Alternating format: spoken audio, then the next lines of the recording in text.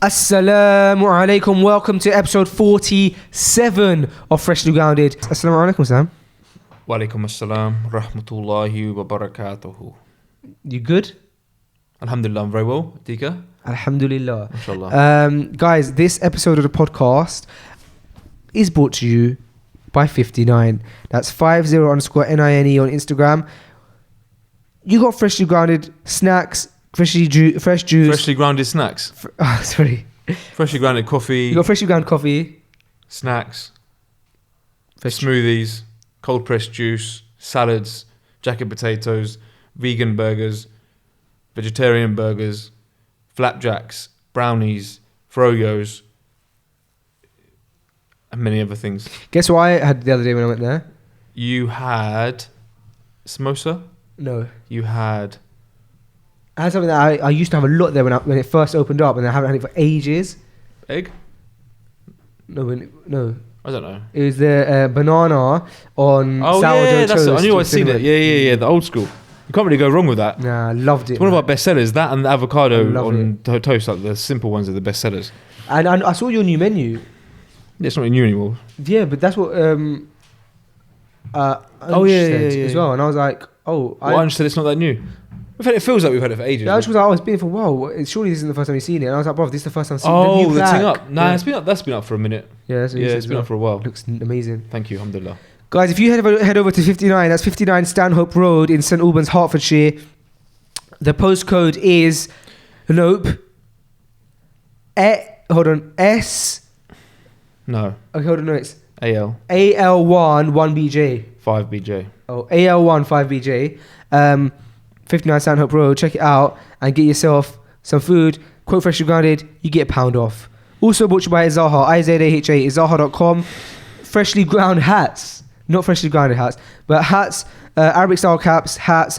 The leading Arabic fashion brand in the world, as quoted by Faisal Chowdhury. Really? As quoted by me. Acha. That's what I'm saying. That's good. Head over there, Izaha.com, enter the code word Freshly Grounded to get yourself 20% off.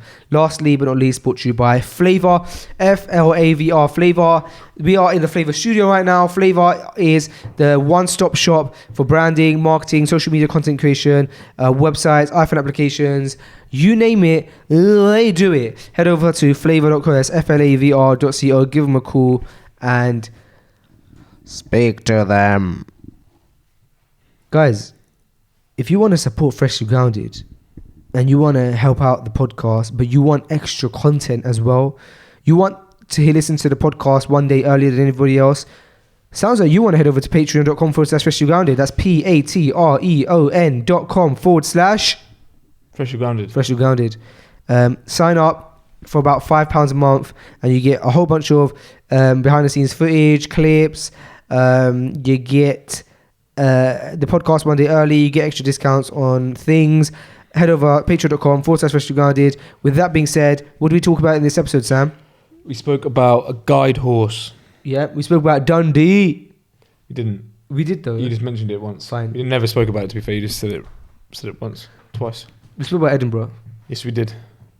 We spoke about my nickname. Yes. What else did we speak about? We spoke about the purple wall that's behind us. Yes. Yeah. We spoke about having pasta for breakfast. We did some current events with Redwan. We had Nate in the building. With that being said, this is episode 47. Let's get into it. And welcome to Freshly Grounded, the brand new podcast by best friends Faisal and Sam. Huh? I said welcome to Freshly Grounded. After that bit. The brand new podcast. And after that bit? By best friends, Faisal and Sam. Really? Sam, we are in a new set. We're on the same set, but look at the wall. Yeah, you painted the wall. It looks fantastic. Purple. It is. The sad thing is that the purple makes our purple canvas now look brown. It does. But we've also, it's also much more like kind of spacious. It looks great. I really like it. Yeah. It looks much better. It's an improvement, definitely. Yeah. Next improvement will be the sofas. Yeah. A man can dream, can't he? Yes, he can. There's someone delivering post in your office. Is that okay? Yo, it looks like it must be. Yeah. Well, yeah. Oh wow, she just rolled on in. There was something that I was thinking about, Sam. We should go into like, how's your week, etc., etc. But if we just ignore formalities for a second, it was something I was thinking about on my way into work today, and I thought this would be a great point of discussion. Oh yeah, but then I thought I've definitely mentioned it in an early episode, so it's more so to ask you: did I speak about? I swear early on in Freshly Grounded we spoke about Disneyland. Did we? We did it. Yeah, I think so. And I spoke about like the policing of Disneyland. Yeah. Oh, then that's boring. Nah. Maybe that might have been the next phase. A long time ago. Really? Long time ago. What was it? It's just something that I learned in university in my criminology degree ages ago. In that, in Disneyland, it's one of the most high security places, and but it's one of those places where it's all really hidden and you wouldn't really know. You wouldn't notice it. Yeah. And so a lot of the people inside the costumes of like Mickey Mouse and all that kind of stuff are actually security guards. Really? Yeah. That's interesting. And there's cameras everywhere. I mean, probably not that I can believe. Yeah. Well, but exactly. But the thing that my point was that there's policemen, well, security guards even inside the like costumes there. So there's always. Yeah, it's also it reminds me of the fact that when we were in Dubai. I don't know if you noticed. There wasn't a massive police presence, although it's like very, very. It's watched more than you think. So like I've heard that they're just everyone's undercover basically. Yeah. Yeah. So like everywhere you'd go, there's actually a lot of people keep on watch. But oh yeah, because when we were in Dubai, someone told us that you won't go anywhere and there won't be like a policeman. Around, but it's just that they're undercover. Undercover, yeah. There are lots of undercover people everywhere. It's nice though, because it's like a police presence is good and needed in some places because it's a deterrent for a lot of people. But the fact that there's not really a presence and people are kind of well behaved, but if you do slip up, you don't really get away with it. It's true. Yeah. And you don't know who is a policeman, so everyone's always on good behaviour. Yeah, but do you remember when we did see the police and what they were driving in Dubai? Mustangs and stuff. Oh, Mustang, yeah. All sort of stuff, yeah.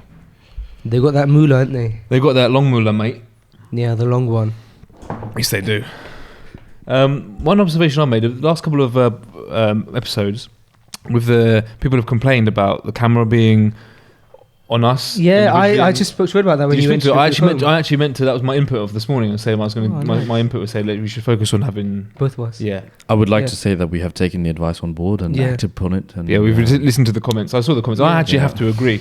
I agree as well. Now, I thought the quality looks better. When it does look. I think people just like to see that. The thing is, when you're having a chat with someone, you can only see someone's side of it. It kind of limits it a little bit. I understand it. I think you know what I think we're still gonna have it on YouTube, but we're all still kind of like maintaining the B-roll kind of feel. It's like nice to go back to both of us, and you slip back to someone, and you get back and forth. That's my input. And it's true. And also, I was editing it last week, and I was really frustrated because there was a bit where I was telling you a story about the shopkeeper. Yeah. And the bits at which I was like reenacting his laugh and stuff like that, the camera was fully on you. Oh, really? So you couldn't see me going like, ha ha ha, which I thought was like the best part of the story. Yeah, it was a good story. But for our audio listeners, it doesn't make a difference. There's a lot of people who like to view it. There is a lot of people who like to view it. Yeah. Yeah. Well, there we have it. We've listened to the advice. For once. We love. That's true. No, we definitely take on board what people say. Oh, bro, I was going to show you this email that we got sent by a Freshly Grounded listener, but now we're recording, so... Maybe show me afterwards. Maybe. It's Is true. it good? I haven't read it. I was going to read it with you. So, Sam, how's your week? You up in Edinburgh? Edinburgh. Have you been to Edinburgh? Have we spoken about this? You have, haven't you? You went for a talk. No. I didn't go to Edinburgh. I went to Dundee. Dundee, okay, fine. Dundee. What the hell's that? Dundee. Yeah. I don't know. That's how... Punjabi. No. Are you trying to sound... Is that a Scottish or... Dundee. What the... I don't know. Oh, bro, why is it... I actually learnt when I was in Scotland that I can't do a Scottish accent. Why is it that I kept thinking that Edinburgh was in Ireland? Because you're poorly educated. Oh, so you were in Scotland, not Ireland. I was in Scotland. That's good that you told me, because I was going to start the podcast by saying, Sam, it's like you've been adopted by the Irish. And then you would have been it's like, I you went to Scotland. Yeah, Scotland. So how was Dundee? I think I was... sorry. How was Edinburgh? Edinburgh is really amazing. Have you ever been there? No. You should go there. Thanks. You would love it. You see that to me like every other episode. What about you Edinburgh? You really want me to go to Edinburgh, yeah. No, don't. It's the first time I've ever said you should go to Edinburgh. Can I just say, that the funniest, one of the most amazing parts of my weekend this weekend, no, not my weekend, my week, was when I saw the Instagram picture of you outside Men's Spy, and you were taller than the door like, by a landslide. But I have to say that is a very small door. Would I be taller than it? No. Oh. Then it's an average size door. It's a very small door. Really? Yeah, it's got so much character in that shop. It's got all like this amazing, like, you go in and on the left it's all like all the windowsill is all rocks, but like real rocks. Beautiful. I love how when you go into, I know I mentioned before, when you go into every Men's Spy store, it's still the same kind of vibe and Yeah, architecture. branded, isn't it? Yeah. Alhamdulillah, man. Yeah, so we opened our Men's Spy Edinburgh store on Tuesday, the 20th, which was great. The whole team was down there. Not the whole team. Myself, Josh, Ollie and Mahi. That's a solid team. Solid team, good team. Josh wasn't going to come, he jumped on the last minute, which was fantastic. Oh, nice. Yeah.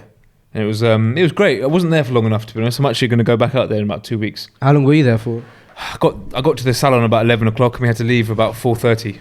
Oh, really? Mm. Oh. Did you do any cuts? Nah. Did you get cut? Nah. Can you use that? Josh walked in and cut his own hair. Everyone was like, what? Straight away? Yeah, literally, that's what he did. He went and cut his own hair. I thought I saw a snap of Ollie cutting Josh's hair. He cut the back of it, Oh, and then okay. Josh did the rest of it. Does he often cut his own hair? Quite often. Generally, it looks the best when he does it. Really? He's got very difficult hair to cut, and he has it in a very particular way. Because his style was very unique. Yeah, he's had that style for ever. Really? And he likes it in a very, very, like, almost like a centimetre fade. So it's all like one length, and then there's like a very small, like tiny little fade, and then it goes into the top bit. Have you ever cut his hair? You must have. I have cut his hair a few times, yeah. Nice. Yeah. So, what's the so now you got this? How many stores have you got now in total? 4 Men's Spies. Alhamdulillah. 4 Men's Spies, alhamdulillah. We're talking St Albans. So we've got St Albans, we've got Dublin. Dublin, Edinburgh. Let me talk. Do you want to ask me the question, or I'd like to. I'll ask you the question. How many Men's Spies stores are there, and where are they? Okay, so we've got St Albans. Yep. We got Dublin. Yep. Edinburgh. Yep. Dundee. No. Oh. How about Derry. I ask the questions that have to do with you, Fine. and you answer them? Okay. Yeah, go ahead. You just ruined it, really, haven't you? Derry, yeah. Northern Ireland, Dublin, Edinburgh. St. That's Albans. amazing. Alhamdulillah, yes, good. We're happy. I'm happy for you. Thank you. So that was your majority of your week, yeah? Heading out to... So yeah, that's the highlight of the week for sure. And then yesterday, just doing bits and pieces. So what do you do with your clients that you see on a regular basis when you're on all of these business trips? I have limited my clientele down quite a lot. Mm-hmm. So I only do a few days in the salon anyway. And generally I'll put them in with one of my trusty colleagues, or they'll hang on for me, sort of thing. So I've got because I've been busy the last few weeks, I've I've made my week even less in the salon. So when it comes to Friday and Saturday, generally I'm very, very busy, which is okay. It's not my ideal week, being too busy cutting hair, just because I'm busy doing other things. So it's not really on my top of my list of things that I love to do, being extremely busy, because there's a lot to, you know what, being extremely busy as a hairdresser, which is great, but it's testing as well, because you got half an hour gaps, half an hour appointments, and you're averaging maybe 12-15 haircuts. For me anyway, I'm happy to do 12-15 haircuts, and you feel it. It's a lot. You obviously want to produce the best haircut you can. You've got half an hour to do it. Sometimes clients are late, so there's a skill to it. It must be stressful at times. It can be stressful, but for me, part of my goals is to actually not cut hair as much. I still love to cut hair; it's a passion of mine, and I will always love it, and I will always cut hair. But I've very much gone from a technician, which is someone who does the actual work, to more of an entrepreneur, in the sense that kind of like rather working in the business, working on the business. So for me, and my passion now doesn't lie in cutting hair as much. It's more building the brand and building the business.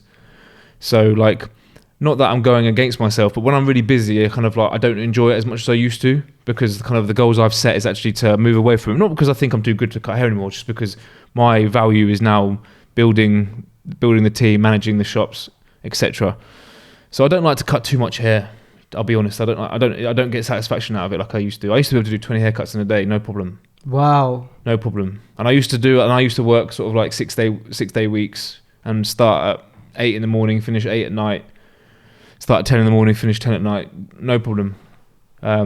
But like part of my goals and the direction I want to go is to kind of do a bit less of that, because ultimately a business doesn't run just on you know what I mean. I didn't create Men's Spa to give myself a job as a hairdresser. I created Men's Spa to be able to build a business. Do you know what I mean? Yeah, and it's very inspiring. You can see that. Yeah, alhamdulillah. Because I mean, a business like most people who open a business were someone who was a technician doing a job, and they think, no, I want to have the freedom of being my own boss. So a technician then goes into a business owner. Then really, if you're not careful, you've created yourself a job rather than a business. You've created a business that solely relies on you to work for it to work. Does that make sense? Yeah. But the idea is, which I mentioned before, is that you need a technician, a manager, and an entrepreneur. Those three roles create a solid business. So it's very much, I don't want to slip into. I don't mind doing the three roles. The technician, which is obviously the person who cuts hair, we're talking about Men's Spa, that I'm the people who cut the hair. Then you've got the manager, the person who controls the people cutting hair and makes sure everything's running smoothly. And then you've got the person who is building the business and making sure the business is going forward, i.e. opening more salons, etc. So the three roles are important to me. But I very much want to be the last role, which is the entrepreneur, the one that isn't a technician, basically. And you're killing the game. Yeah, I said, and you're killing the game. And what? I think you're doing very well. What did you? Killing the game. You're killing the game. Alhamdulillah, trying to. Yeah, no, you're doing very well, Sam, and it's very inspiring, to be honest. Make dua, please. Inshallah, we'll do. My one of my cousins went out to Umrah this week. Oh, mashallah. Speaking of making dua, so I just texted him this morning my list of duas. I didn't send him a big list, but I just said, bro, there's a few things, if you could make dua for me. Obviously, there's no harm in asking someone to make dua for you, although you should also definitely make dua for yourself. There's certainly no harm in making dua for you. You should make dua because the angels will make dua for you. It's true. And if you jump on that video I just told you, it's beautiful. Yeah, I watched that. Yeah. Bang it! It's on I put it in the FG DM just so we can both enjoy it. But it's about the importance of making dua for your brother, man. Really? Yeah, man. Oh, I'm gonna watch that. I watched a video this morning while I was having breakfast, and it was of this. So this guy, apparently, I've not come across this person before. He hasn't got a lot of subscribers. He's got like 2,000 subscribers, and he gets only a few hundred views on his videos. But then he's done a few, and what the videos are is him and his dad. So he's like a kid who's maybe 16 or something, or 17. And he watches videos with his dad, and him and his dad react to the videos. And his dad's so they're in America, and his dad's he looks just a regular dad, got a moustache and they look like they're from the South for some reason. But anyway, the American dad and son, yeah. And he hasn't got a lot of views on his videos, but then he's done a few videos where him and his dad have sat and watched Islamic videos. And their views have got 100k per video. So I don't know if Allah knows best why he has done a few more of the Islamic videos, but maybe it's because he knows that it gets views, but maybe what are the reactions like? Well, this is what I was going to say. So over the past couple of weeks, he's uploaded 2 videos where they've been reacting to these videos, and they really, the dad and the son are both really what's the word? Not melodramatic, monotone.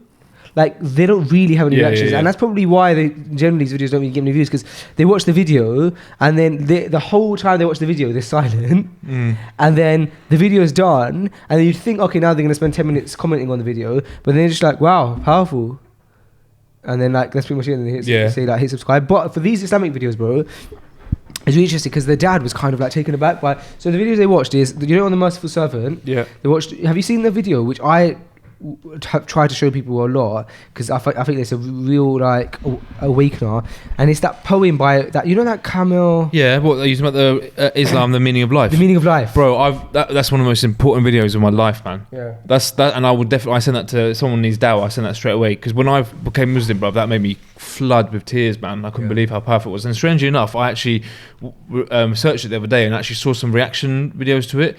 And I watched a guy react to it, because I remember thinking, because it really moved me when I first saw it, and it still moves me now, to be fair. It's really powerful, man. And I watched someone who almost he seems like he's American. I'm not sure anything about him, to be fair, but he almost seems like a bit of a skateboardy kind of guy, whatever. He watched it almost not to take the mick, but thinking But we might be talking about the same one. Was it his dad? Nah, it was just one guy. But it had an effect on him, like big time. He was like speechless at the end. Even the dad was speechless in this one. He was like, wow, that's left a lot to think about. It's very interesting. Yeah, like, left a lot to think about. And so then they watched the one that's most recently, like a few days ago, they watched one that's.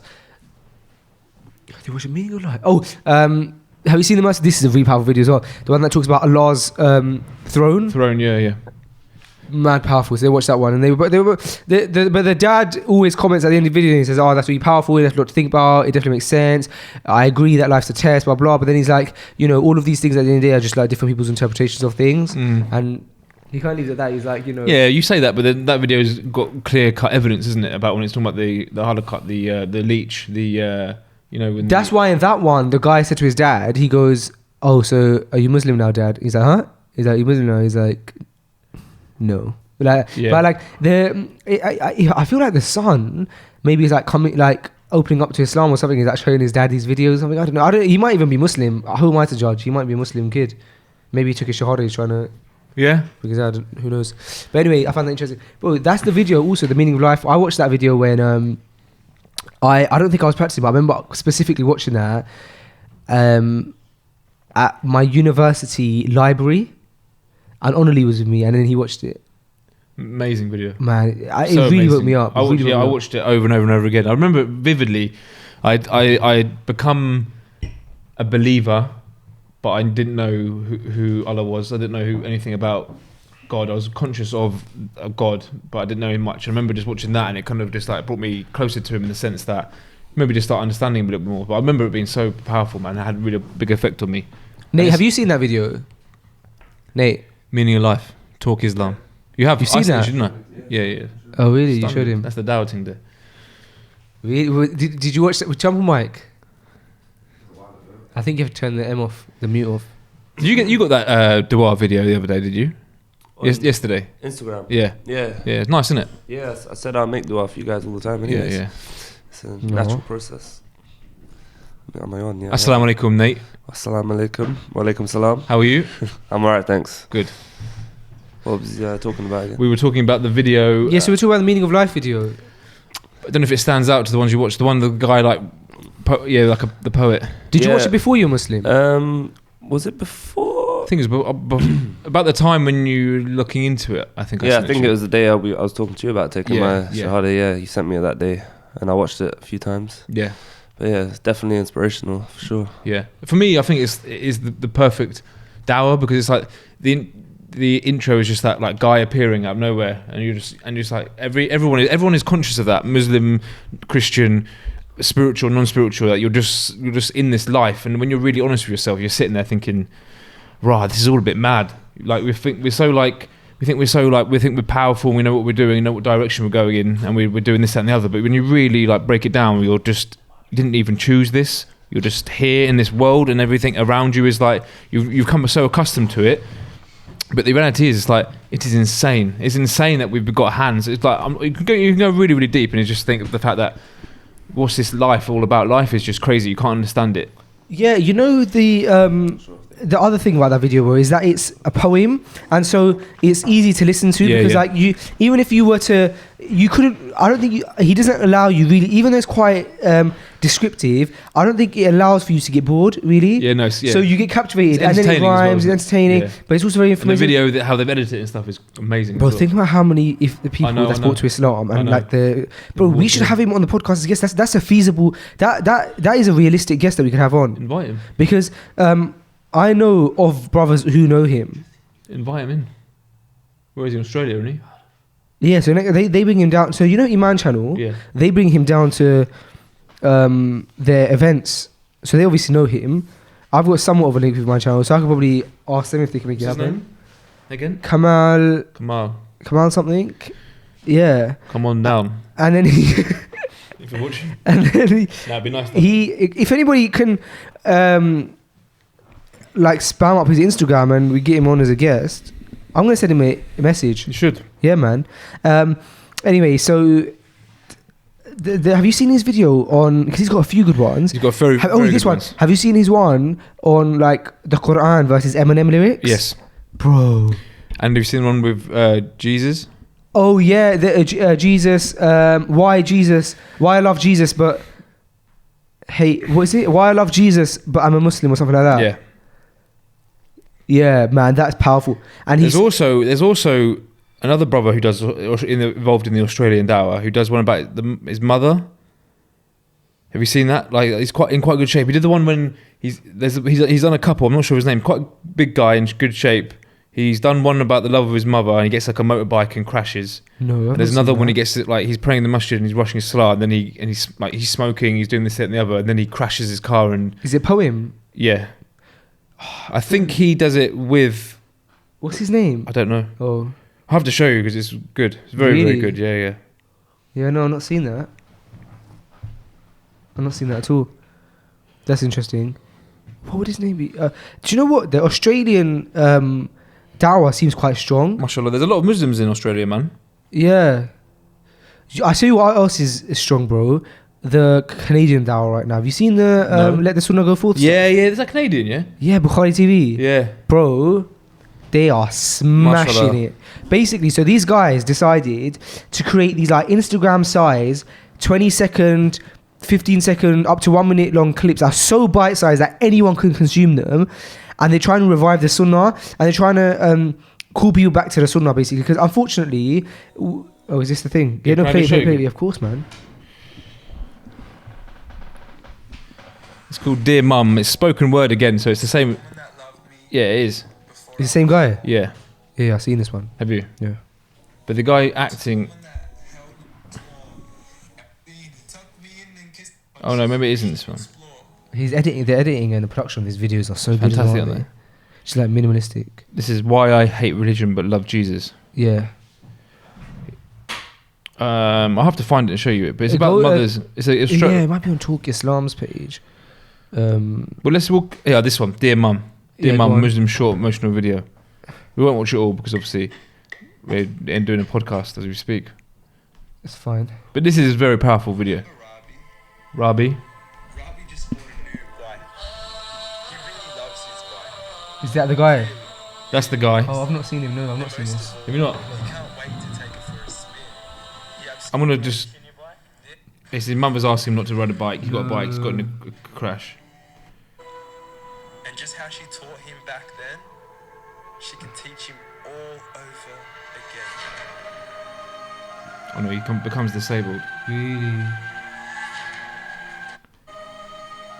It's powerful. Wow, I'm gonna watch that. Very, very powerful. That looks very emotional. It's very emotional. And there's one other one saying, I'm sorry as well. Is it about that? And he's just the guy, he just says like, this is good. You only live twice. So that's Yolt. You only live twice. Is that the name of the channel? No, this is the name of the actual particular video. You only live twice. You must have seen this one. This is Rabi. You've not seen this now? Rabi's not perfect. It's been so long. He's free mixing, he's doing that, and then he dies. No way. And he gets, No, I'm gonna watch this. basically like all the things that sins that he did that. Wow. Yeah, we'll get back to the podcast. Yeah, I've not seen that. You should search that. There's another one saying I'm sorry. It's basically I'm sorry like all the times that he's not been a good person and like forgotten about it and just really remember like I'm sorry to the taxi driver that I was rude to. I'm sorry to. Oh, really? Makes you think. Yeah, makes you think a lot. And the effect that you have on other people without realizing, sort of thing. It's a good reminder, man. I'm gonna watch those. You should. Yeah. Good reminders, bro. Yeah, so these brothers in Canada, are doing this Let the Sunnah Go Forth. So they basically decided, I don't know how they came about it, and forgive me if I'm saying it wrong, but I think that they're the ones who started this movement. They started this movement called hashtag Let the Sunnah Go Forth, and in Canada, and they just create these bite-sized Instagram videos where it's very easy to consume, and they're reviving sunnahs and like just showing little things that are sunnahs that are really interesting, be beneficial to our lives, and C, are correcting things that potentially we're doing that we don't even know of. So like little things like, for example, here's one I learned through there. You know when you are praying in congregation and someone walks in between the row, normally if someone walks in with Salah, we even have the option of fighting them so that they don't get in the way of our Salah, because as we know about the hadith. But when you're in congregation, your sutra is the sutra of the imam. so they can walk between rows. So that's why in Tarawih sometimes I was praying and people would walk in between my row and I'd be like, really like, I'd feel like stopping them, but no one else has, so I felt like shy to do that. And yeah, that's why. So that's an example of this, and they showed loads of things, bro. Like there's some things that you know of and there's some things you don't know of, and they're really interesting, and other things that like go against like what we've been culturally being taught. And the reason they're so good is because they're basically reviving the pure sunnah. Do you know what I mean? And in such bite-sized, easy clips where they can be like, "Oh, bro, did you know that's not the sunnah? Or, bro, did you know this is the sunnah?" And they act it out as well. So good, man. It's very good, man. May Allah bless them. It's very, very good. I mean, and somebody's created like a little fan page called like "Let the Sunnah Go Forth" or something. Makes it they're easy to watch, aren't they? Very much. They're on the level. Obviously, they're They seem like nice brothers. yeah, as well. seem like very nice brothers. Yeah, they're on the level, man. Yeah, it's good. I remember in Bukhari TV when they were doing. Do you know why I like it a lot actually? Because I remember, you know, Abu Abdul Aziz. Yeah. Who done the khutbah? Yeah, so he is involved with Bukhari TV as well. And I remember before he was like asking me to kind of I think I was following him and that kind of stuff and that. And I loved the messages the guys were putting out, but I thought perhaps like it can be consumed, it can be created in a way that's easier for people to consume, or maybe better quality footage and stuff like that. And now they've just smashed it, because now this is exactly what needed. This is what was needed in our Islamic scene. And bro, I'll make it sound like it's such a big deal, but even if a few people are benefiting off it, it's amazing because they're reviving the sunnah. We know the reward for someone who revives the sunnah. Gotcha. Yeah, it's very good, man. And and even then, it's not just few people; it's thousands of people. So. May it continue. I mean, what else have you learned from them? Nothing other than that. Oh. Yeah. I'm not saying like that. I'm just saying, is there anything you could revise? Oh, what sunnahs? Right now? I thought, yeah, because I watched a lot of their videos, man. Man, stuff like you could revive something right now. Yeah, I could. And have an effect on people. I could. But I just, because you put me on the spot, I literally can't think of any. Yeah, I shouldn't have done that. It's a shame. No, can't remember. No, sorry, bro. It's okay.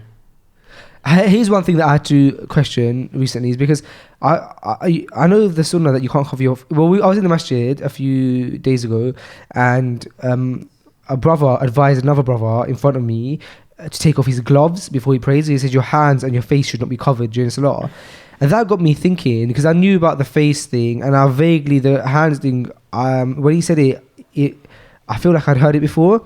And so I was watching, I was thinking to myself, I wonder what the case is for glasses then, because I wear glasses with my face in it. And glasses are calm. That's interesting. Yeah, glasses are fine as long as... That's verified you can't have gloves on. This is what I saw him advise. Because I actually, strangely enough, when I was going back to, I said this last week, when I was in Saudi, when I was in Makkah, I actually ended up getting some gloves to cover my hands, to cover my tattoos, because it was causing me so much attention. But then someone said you can't pray in gloves. Oh, really? Yeah, and you know what, the only gloves I could get out there were women's black gloves. Really? So I was walking around like, oh, like the ones at the Abaya. Black Abaya ones, bro. Wow. And I was wearing a black throw, with a hood up. So someone would think that's a big woman. A big lady. Yeah. But then they saw the shoulders and that and probably, it's a man. I imagine. Strong man. A very strong man. Very, very strong man. I was walking around these black gloves. Bro, I was just like, it was just deal with my nut and I had to cover them up. No but then way. Yeah. The glasses thing, just to in case you ever start wearing glasses, is that it's okay to wear glasses to pray. Sunglasses as well. I don't know the ruling on that, because I've actually worn sunglasses praying, and I thought, should I be doing this? Yeah, I'm not sure. Purely because I've been in the sunshine. Yeah, I'm not sure. Maybe, but for the glasses, it was that as long as, because obviously there's a hadith where the Prophet sallallahu alaihi wasallam tells us which limbs should be touching the floor when in sujood, and obviously two of them are the nose and the forehead, and anyway, the nose and the forehead should be touching the thing. So if the glasses stop you from your nose and forehead touching the thing, then you have to take them off before sujood. So you've got very thick ones. Yeah, but my ones, I'm fine. Lovely, those glasses. Thanks, bro. Do you know the inspiration for these glasses? I think I can guess, because I've seen them. I don't know. Mr. Red One. Is it? Yeah, because he has these glasses, similar glasses, except his are Tom Ford. Mashallah. And they're like £300 glasses. Ooh, I hope you don't mind me saying. I did not spend £300 on a pair of glasses. Yeah, What? I mean, yes, the price tag was £300, but in life you make friends, and You've got a link those in the friends give opticians. you He has a link. discount. So I bought it for Your half uncle? price actually. No, his link was his friend. Plug. There you go. But yeah, alhamdulillah. Mashallah. And I really liked them. And Where so are they? I got ones that are similar They but not are- the same. So I got circular ones as well. You got what? I got circular ones as well, but mine aren't Tom Ford. These are lovely. What you got? Mine are Jeff Banks, which are a lot cheaper. Cheese. Yeah. Easy red one. That's Mind if I put them on? Not at all. Are they strong? Nah, not at all. Look at me. I feel great. You look They great. suit I you. don't know if they do. But let's have a look. Let's get the selfie cam out. Yeah, do that selfie cam. I feel like, yeah, you look good. Not that good. It's hard to get used to your glasses. I feel you look I like better the without size. I like the glasses. size on Maybe you. bro. better without the hat. Yeah, Maybe they need to be a little bit larger. Maybe. No, I think it's a good size. It fits on your face really nicely. I think the beard kind of makes them not work so much. But alhamdulillah, yeah, I feel good. I like you without glasses. Yeah, I like you without glasses. What's funny? Okay. I'm joking. You look actually. I actually would say you look better with glasses. Can you say that? Is that a compliment? Thank you very much. Yeah, I'll it leave can them here. be. I'll take it as a compliment. Yeah, I get that all the time. They really suit you. But I don't know whether to take it as a compliment or a. You look both. You look great both. You Then look I had better to- with. Just with thanks. so, okay, fine. It Just softens it. clarify. I think softens the face a little bit. Fine. Thanks. They Thanks do for suit you, clarification, They Sam. do suit you though. My wife prefers me without glasses. Try them. Let's take them off for a second. Definitely on. Yeah. Alan Yeah, Mubarak, you look I mean- great. Yeah. Well, thanks for that. So I've got some good news. Okay, go ahead. I love good news. Well, you already know the news, to be fair, but it's more like good news for the listeners and Okay. viewers that we're going to definitely confirmed, inshallah, going to Gambia. Yes. I announced that now. Inshallah. Yeah, of course. Yeah, that's exciting. That's a ticket to Gambia right there. But this, Those glasses, Yeah. yeah. But I'll let him have them. vision. To be fair, I'll let him have them. We'll find the money in another place rather than stealing and selling Red's glasses. Well, they paid for that, aren't they, the tickets? Yeah, you could say that. I can tell them. You just let him have the glasses. He needs them. So yeah, you sound thrilled. Elaborate. you're the one who announced it. I know. I announced it. That's for you to start talking about it. So alhamdulillah, Sam and I are definitely officially going to Gambia. Inshallah. Inshallah. As long as Allah permits us. The only thing in our way now is obviously just Border control. well, yeah, if Allah wants us to go. I mean, it's confirmed. Inshallah, we'll be in Gambia from the 19th to 21st. or 23rd. 23rd, yeah. Is it? 19th to 21st. Oh, yeah, 2 days. Really short trip. It's true. I'm used to short trips. Yeah, so from the 19th to 23rd of April, we're going to be in Gambia.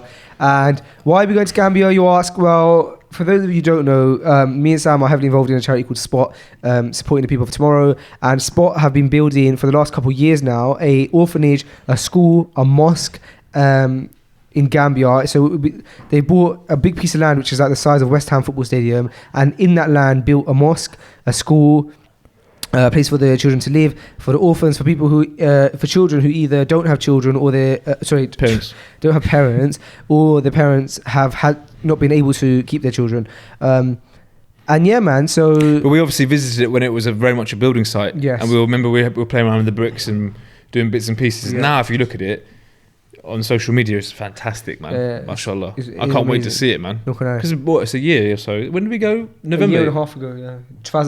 October 2016, I believe. Are you sure it was? Or November 2016. Right. And so I'm excited to see the kids, man, because I promised them I'd come back. So I'm happy I'm able to fulfill that promise. Yeah. The last thing I said to Abu Bakr, the little kid, Yeah. before I left, I gave him a hug. This was when we went to the orphanage that we were playing football, when they were chasing. Remember that orphanage they were chasing us the around? iron team. That was my favourite day. And I saw Abu Bakr before I left. I gave him a hug and I said, Abu Bakr, I promise I'm going to be back, okay? He said, okay. And I remember that clearly. And so now I'm going to be able to fulfill that promise, inshallah, Inshallah. by going back and then seeing That the was a kids. beautiful trip. Oh, man. I'm actually buzzing. I'm excited to go, inshallah, So- man. And we're going to try and get a podcast episode out there. Now, I haven't figured out how exactly we're going to do that because It's a good question. I was going to say, can we make that happen? yeah, well, we can. Depending on where we're staying. No, the problem is the equipment, bro.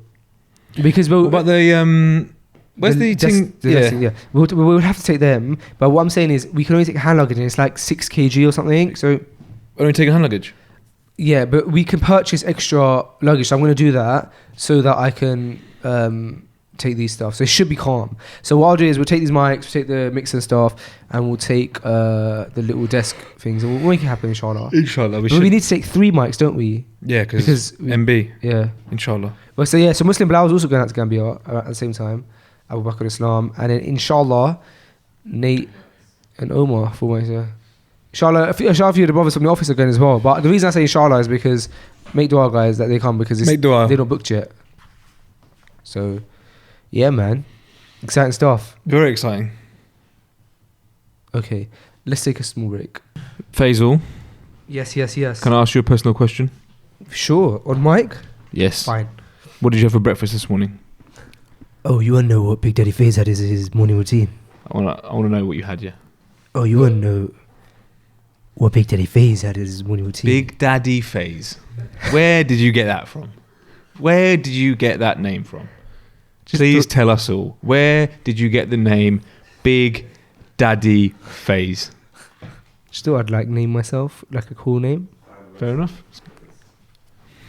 Yeah, what did you have? We're not feeling it. Big Daddy Faze. Because you guys like to call me just a phase, and I feel like well, you know, yeah, cool.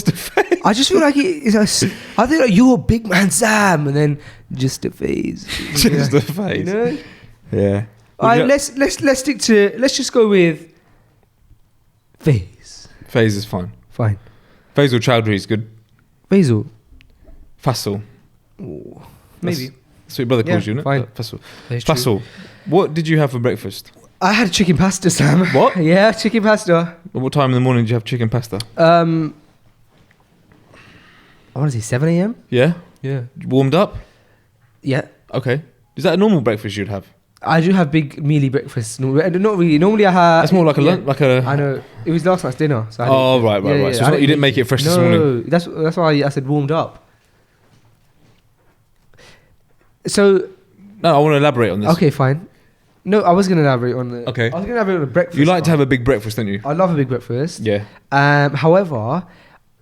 I was quite upset because yesterday I had a breakfast, and when I have eggs, I normally have 4 eggs for breakfast.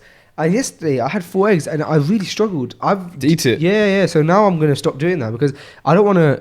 Because here's the, I don't want to overeat. Obviously, that's against the sunnah.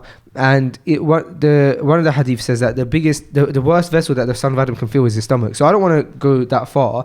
But I was also listening to a class once where the lecturer was saying that.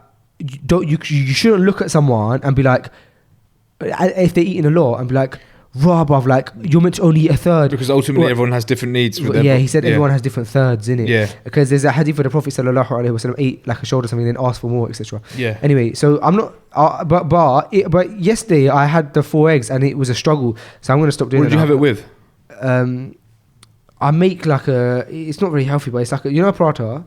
Yeah. A paratha. Paratha, yeah. Yeah. Paratha, yeah. Yeah.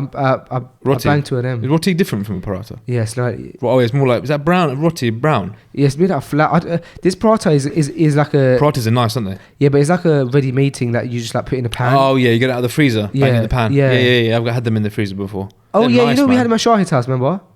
Yes, yeah. Them. That and a bit of curry. Two of them with 4 eggs. On top? No, like you take a bit of the bread off and you... Okay. How would you eat scrambled egg? With knife and fork, generally, just because... Really? Without any carbs? Oh, yeah, it would be like... A toast. A slice of toast. I'd hardly ever done that. Nah. No. When I was in India, every morning Why did you say it with the Indian accent? Can I just ask? When I was in India... That's what you just said. I didn't. I said when I was in India... I think we should replay that. You can do. If you think I have an Indian accent, that's just a coincidence. Maybe I just heard it like that. When I was in India... Okay. You're gone? When I was in India... Yeah. That's what I got made for me every morning was parathas and scrambled egg. Really? Yeah. It's a culture thing. Is that why you have it? I don't have for culture. I just need the protein in the eggs. In Pakistan, would you have that? Would you be given that when you went there? In Pakistan, I was staying in the hotel, so I was having the hotel Western breakfast. Yeah, Western breakfast. Western boy. Yeah, I'm a London boy. I'm a Londoner, You are a Londoner, yeah. Maybe it's because I'm a Londoner. Maybe. Normally for breakfast, that's what I have. But I have to have big breakfast, as you know, and as everyone in the whole audience of Freshly Grounded are aware of, in all 99 countries that we listen to I like a big breakfast and a strong coffee afterwards. A strong coffee. Do you still have your Sunnah Remedies honey with warm water? And I've now also implemented black seed oil into that as well. Yeah, you do it. Yeah, but I wouldn't say I do it every single day. When you remember, I do it almost every single day. Yeah. So I went to a nice shop. It's Nespresso. Have you heard of Nespresso? Yeah, I've seen one in Westfield. Yeah, have you been in there? Yeah. Do you like it? I was amazed by it. I love the shop design. It's so simplistic and stuff. Crazy, like how it is just coffee pods, but the brand they've built and how they do it, it's just amazing. So the Nespresso, there's one in St Pancras I saw this morning actually. There's like a pop-up one. Oh, so you went there today? No, I saw it today, but I went to one in Edinburgh and got a couple of pods. But it's just the branding is incredible, and all it is generally it's just obviously a coffee pod. But how they've done it is just make it to a whole nother level. And I got sucked into it and ended up buying like the limited edition ones, and because it was really like beautiful green packaging and stuff. But they have a barista in there, like a coffee bar in there. It's just free coffee, and you can just try whichever you want. But obviously, all he's making on is an espresso machine, so there's no skill involved. You just put the pod in and bang it out. But just rate the brand so much. The fact that what it is a coffee pod, but what they've created is just like this is an espresso shop was right next to the Burberry shop. It was next to Harvey Nicks, next to the most beautiful part, and all it is coffee pods.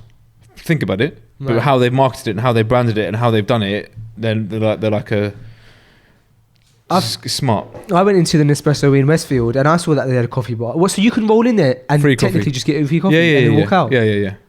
Doesn't cost them anything really. Yeah, it's good. It's good anyway. It's good. Then they're going to just say, "Oh, well, I went and got a free coffee and espresso." And people will be like, "Oh, that's interesting." And what is it? Latte or is it just literally whatever you want? Oh, really? But don't get. It's not like going into a coffee shop and having a coffee. But you can request what you want. And I thought maybe you meant just like a shot of espresso or something. No, I had with a little bit of milk. I had a macchiato. I had a cortado. Oh, okay. So yeah, and I had 2 coffees. I said I want the strongest one, and then I had the gimmicky one, which was licorice, which I didn't like. Licorice coffee? Yeah. They had a beautiful bar, and around the bar is like a glass counter, and in the glass counter is all the different pods they've got, and they've got so many. Yeah. But ultimately, the reason why it's so impressive because it is just a little shot of coffee, but you end up paying like 50p for a shot of it, and that's. Oh yeah, I suppose it makes sense what you're saying. How they've wrapped the whole thing up. It's now like a luxury coffee brand, and all it is coffee pod. Mohammed, who we had on podcast before. Mohammed Hijab. No, Mohammed. Oh, we've had a few Mohammeds, right? Oh, Aziz. No, Mohammed from Holland. Yes, of course. Yeah. He is a huge coffee fanatic. Yeah. He drinks one after the other, and it doesn't seem to affect him. Whereas if I drink too much coffee, I get anxiety. But anyway, and he's a really big advocate of Nespresso. Of Nespresso? Oh, yeah. Or if you check out his Instagram stories, he's always like, wake up in the morning, he's banging an Nespresso in, and his coffees look so nice. Really? He's always telling me, like, oh, you haven't, like, you need to get an Nespresso. You do. They're really good. So what's the difference then, like, to that, for example, to Tassimo? Is an espresso actual? What is it? Yeah. It's still not coffee beans that have been turned into a. Yeah, it is. Really? Yeah. Not like. Because when you go. It's not the same as going to. Right. It's not the same as getting it out of a proper machine, but it's quite close to be. Not really? No, it's not. I shouldn't be saying that. It's not. I would say it's the closest thing to, and I really enjoy an espresso coffee. Do you have one of those in your house? Yeah. Okay. Yeah. It'd be weird if you just bought the pods and you didn't have. It would be really weird. Yeah. Yeah. It was annoying. I bought them the other day and I didn't have anywhere to put them, so I had to walk around with these pods. So I kind of regretted it. I got sucked into the whole thing. I went in there just because Ollie wanted to show me the new machine. Yeah. Before I know it, I'm at the bar, necking off a couple of coffees, and I'm at the till buying overpriced coffee. Do you get anxious with coffee? No. Do I get what? Do you get anxious with coffee? Nah, I can honestly drink a lot of coffee. You can drink as much as you want. Yeah. Do you see any difference in your body? What do you see? Because for me, I start like too much. Last Saturday, I had a really poor night's sleep on a Friday, and a Saturday is my busiest day in this shop, and I start at 8. So I went down to 59 at 7, and it was before it even opened, and I had 3 coffees in a row. Then I took one with me. Hold on, sorry, you had 3 coffees in a row. 3 shots of coffee in a row. So that's like that would be like having a cappuccino that has 3 shots in it, though. It's like having any coffee having 3 shots in it, really. Yeah. But obviously, I didn't have that much milk. I had minimal milk. Yeah, so it was as strong as. That's very strong. I really like a strong coffee. Yeah. So I had 3. Took a fourth with me. I had that. Someone went and got it. I ended up having 8 coffees before lunch, and the people around me, like Gianni and Ollie, warned me against it. They said, "Stop, you're gonna regret this." And because I was tired and I was living from the caffeine, but the caffeine was keeping me going. Although that's what I told myself. I was kind of just enjoying the energy, because it does have an effect on me in the sense that it does definitely wakes me up. But I crumbled after the 8th one. What happened to you? My actual mood went ghastly, and Ollie like came over to show me something, and I said, "Can you give me a minute?" And he didn't hear me say it, and I almost like struggled to even speak. I was still happy cutting hair. Coffee. Yeah, it must have been. And I said, "Just give me a minute." Why your stomach? Does it get mashed up? Nah. You know what? Maybe I can handle a lot of coffee, but because what I do is I'll have like a cappuccino and have 3 shots in it. So that's like 3 coffees in it. Or is it a bit different? Yeah, it's not as strong obviously because it gets diluted. Well, our 59 coffees is generally like slightly over 1 shot of coffee per coffee as a standard. So it's quite a strong coffee. So generally, like traditionally, you'd have like a little over 1 shot of coffee. How do you do a little over? How do you do a little over? You basically, obviously, you go to the grinder, and the coffee beans will get grounded into it. And if you press the machine, it will bang out 1. Yeah. But there's still coffee. There will still be coffee left. So you just rinse it, and you just bang it again. That makes sense.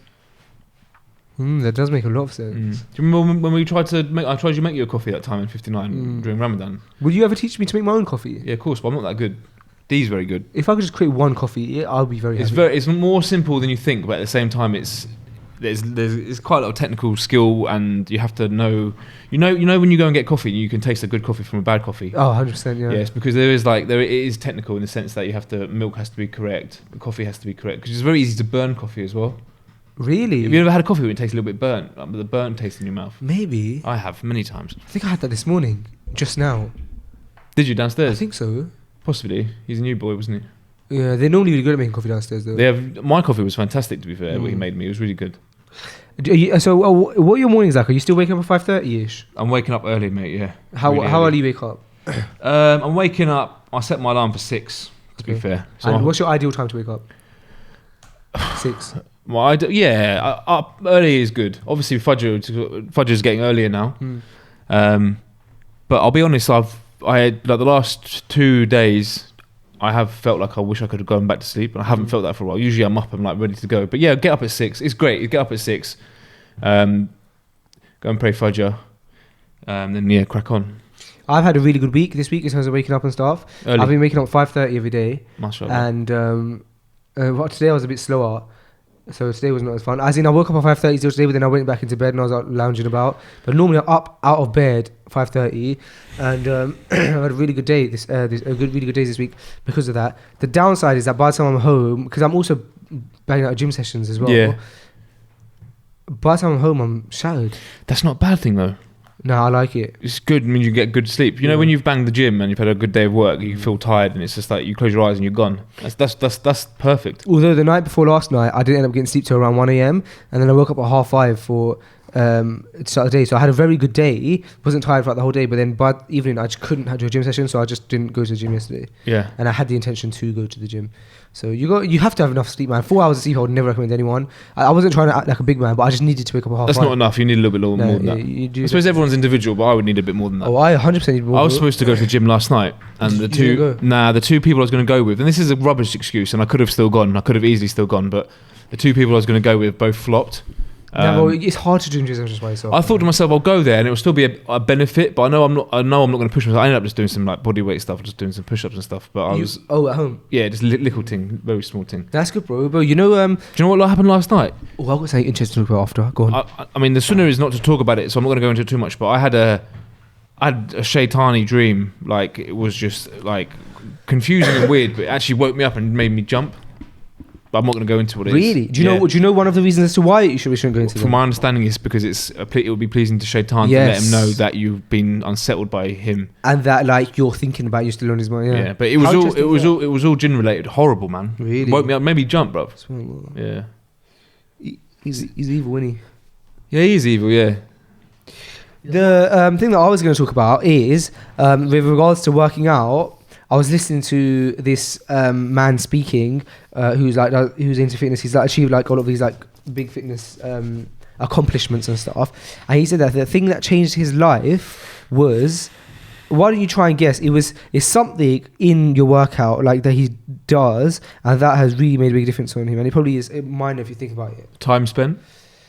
No. I don't know. It's stretching. Stretching. He stretches for 2 hours every night. Stretching feels good, doesn't it? Bro, he said stretching reduces medication by loads. Serious? All this kind of stuff. So apparently stretching is actually amazing from what he was saying. The benefits that he's had on him. Then I started thinking to myself, when I go to the gym, I don't really like I stretch as in before I'm about to start my workout. I'm kind of doing like literally a few seconds of stretching, and then I warm my muscles up by doing a lightweight at first. But I don't really stretch. It's nice, isn't it? Better to finish with stretching, isn't it? Well, so what I did this time is I started my gym workout. Instead of going straight over to where I would do my exercises, I went over to like the Astro bit, and I just stretched for about 15 minutes. And then at the end of my workout, I did the same thing, and I felt good. So I'm going to do that again. I'm going to incorporate that into my workouts. Have you used one of those like cylinder roll? Yeah. No, have you? Yeah, amazing. What would you just roll it on your side? Roll it wherever you've trained. It's amazing, especially after you've done legs. Really? It's amazing, bro. I did legs that day. You should do that. You should invest in one for at home, because it just gets all your muscle. You obviously put it under your leg and you just go up and down on it. It's really? Incredible. Oh, bro, I highly recommend it, man. Wow. And your calves as well.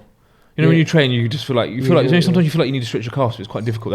It's like almost gets in there. Really? It's great, bro. Yeah, I recommend it. I've seen people use. I've seen massive guys use that. Also, I've started doing something else. So I've started stretching. I've also started skipping. Skipping is good. Yeah. How are you getting on with it?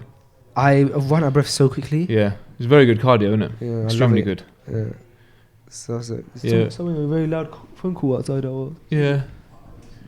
He's got to do what he's got to do. Yo, is nobody else in, Nate? No. Ajib. What's that? Someone's just rolled up. Sam's just rolled up. 11:30. Nice little late start to the day, isn't it? Yeah. So so I've incorporated skipping and stretching into my workout routine. And how's your working out and your training going? It's going okay. It's not great. Why would you say okay rather than not great? Because as you know, I've switched to my gym by myself, so I'm training by myself nowadays. Has a big effect. It's harder. It's definitely harder. It's not easy. And bro, Ajmal Lats are at the top of their field for a reason, bro. They're amazing at what they do, and they're amazing at motivating as well. So I'm not getting amazing workouts in, but are you still a member of the gym that used to train with them? I don't think so, no. I've cancelled my membership, but they charged me this month, so I kind of think I might be. I'm not sure. But have you noticed my face? I've noticed your face, yeah. Have you noticed something on my face? No. My acne. Do you think it's not got worse? No. Bro, so you're saying that I've always been this bad? I hadn't noticed, to be fair. Can you see now that I've got spots? Got one or two little spots. It's all part of coming out of being a teenager, though, isn't it? I'm 24 now. Oh, yeah. I hadn't noticed it, no. Well... have you noticed what I've got here? Yes. Yeah. Guess when I saw that? Someone actually DM'd me the other day about it. Guess when I saw that? Where? When I was editing last week's podcast. Did you? What is that? I don't know. Bald patch. It's not a bald patch. Well, at your age, you get bald patches, don't you? Did we see how I was saying? Oh, it's much better. It's been there for about 5 weeks, 6 weeks. Shall I tell you what that is? You don't know what it is, so don't try and prescribe me what it is. Shall I tell you what that is? Go on then. Do you wear hats in the gym? No. Oh, I don't know then. You know sometimes when you wear a sweaty hat and it's like the sweat's rubbed against it? No, I don't wear a hat. The reason I'm wearing a hat today is because my face is turned this way to talk to you, and I know the camera's just going to pick up this patch. It looks kind of like I've got a bald patch, but it's like some sort of, I'm not going to say infection, but it's some sort of irritation from, obviously I get skin fade quite often, so I'm thinking maybe, but it was a little bit worrying because it got worse, but now I've got a few different creams. The doctors have given me a few different creams, so I think it's getting better. It's slightly worrying because a little bit appeared on my hand. Oh, it has. Yeah. I know this sounds off topic, but it's not. Guess who I saw recently came to the office? Tommy Evans. Really? How is he? Really good. And the reason it's not off topic is because he was talking about a skin issue that I think one of his kids had or something, and he started rubbing black seed oil on it. He said it's really helped, and so I too have a rash on my arm. It seems like I don't know what it is, but I'm gonna start rubbing black seed oil on it. I was actually. You got any black seed oil here? No, I took it home. There was some here. There was some, wasn't there? Yeah. I have to get some, man. I haven't got any. And bro, what I did is I was actually gonna put black seed oil on like the majority of my body last night after my shower, and then I thought this is gonna be a problem because I'll have to either like even if I shower it off, I have a feeling I'll come to the work in the morning and smell of black seed oil because it's really strong. Yeah, it's strong, isn't it? And I was like, I don't want to put that up on Sam, and so I suffered for you. Don't put it on me. I'm just saying that's the fact. Yeah. Thank you. Anyway, so I saw Tommy Evans, and guess what? What? He's just become a doctor. No way. Yeah. What do you mean he's become a doctor? He's a doctor now. You serious? Dr. Evans. Why? How? He's a doctor How? because he became one. How? He got a PhD. Is he? Yeah.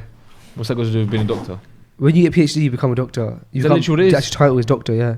Doctor. Not. So he's not a medical doctor. Yeah, not a obviously, medical doctor. Nah, but he's Dr. Evans now. Really? Yeah. Is he going by that? Yeah, he loves it. I would. I suppose you would if you put all that graft in. You would, wouldn't you? Yeah, Dr. Evans. What's he got his PhD in? Philosophy. I don't know either, but Dr. Evans, he's really excited, bro.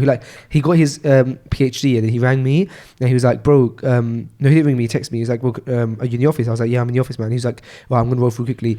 And he literally, from what I think he literally picked it up and came straight here Really? first. I was like, he was gassed. Yeah, good for him. Yeah, man. He got off of it. I was gassed for him. I was like, bro, sick. You're a doctor. He Not texted a me medical saying, doctor. huh? You almost like when you say doctor, you obviously, in my head I'm thinking, when did he study medicine? 'Cause it sounds like that, doesn't it? Or is that just me? I think it's just you. What, you think when someone introduces himself as a doctor, you'd think, doctor in philosophy. Would you? Or would you think, you can help me with my rash? Well, I actually said that to you in the vlog. I said to you, bro, you can help with my rash now. As a joke. Because you can't. Could he? No. Yeah, because he's... Maybe you could like philosophically help me with my rash. How? I don't know. Give me the context of it. Listen, the point is that I don't think about that. But I think the reason I don't think about that is because when I went to uni, a lot of our lecturers were doctors. And so it's just ingrained in my head. Now, before I went to uni, I think, I did think that. So, speaking of doctors, I need to ring my practice nurse and just double check that I don't need any injections for Gambia. Do you need anything? I don't think so. Did we take something last time? We did take a lot I took a lot of injections. Did you? For Gambia last time, yeah. Like at I don't least think 3. I even did. But did I? maybe because you went to India and all this kind of stuff, you Maybe, probably injected yourself up. Maybe that's why I've got this in my head. You need to ring your doctor and find out though, bro. Just say, I'm going to Gambia. Am I because they have your record of how many injections and stuff, what you've taken. Yeah. Yeah. We should jump to current events, I think. Yeah, fine. But I'm going to intro it. I'm going to intro it long and hard. Acha. I'm about to go in. Go on then.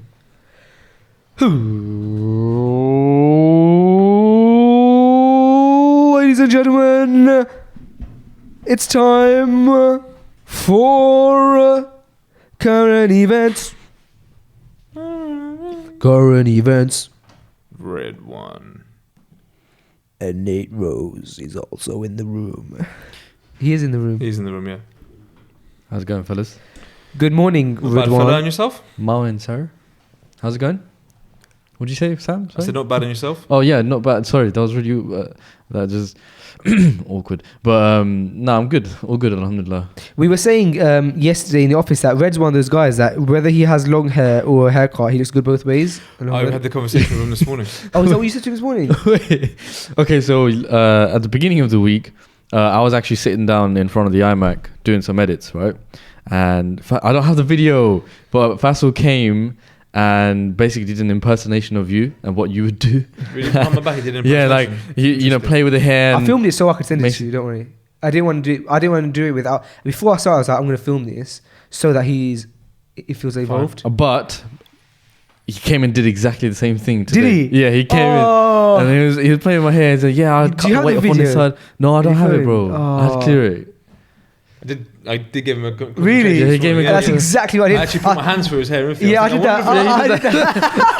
I actually started thinking, I wonder if Reg feels comfortable with me doing this, but I am a hairdresser. I'm more than I okay. went but behind it's him and put my hands through his hair. That's what I did. So I knew. So I was like, Really? I saw his hair. You Long should've said. I saw his long hair, and then I started going. So I started like putting my hand in his hair. I was pretending to be. I was like, oh, this is good. So I said, and I started like I measured the hair. I was like, I think that it's a bit weighty on the sides. We should bring that in. And it's like I started like pretending to chop it. It was so funny. He said those exact words. He said, "You know what? I'm gonna bring in my thinning scissors and take a bit of weight off those sides." You're taking the mick at me. I was impersonating. You know what? Exactly. I didn't think that's funny. Taking the I don't think mic. that's funny.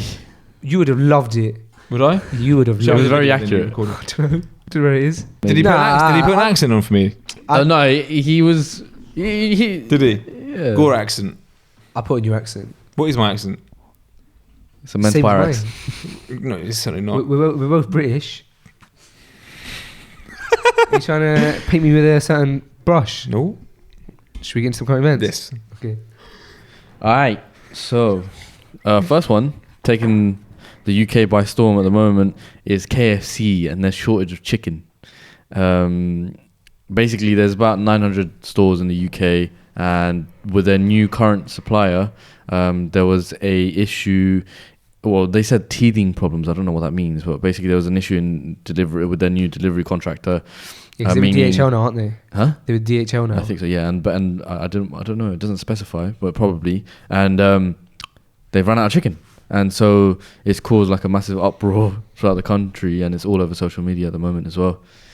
Did you know that somebody rang that those people ringing the police because the police had to tweet out saying, please stop calling us about this KFC crisis. If your favorite restaurant runs out of doesn't have the menu that you like, it's not a police issue. People were calling the police because there's no chicken in KFC. Why would Yeah. people call the Why police would do for that? Yeah, they got bit enough to intense. have to tweet about it as well.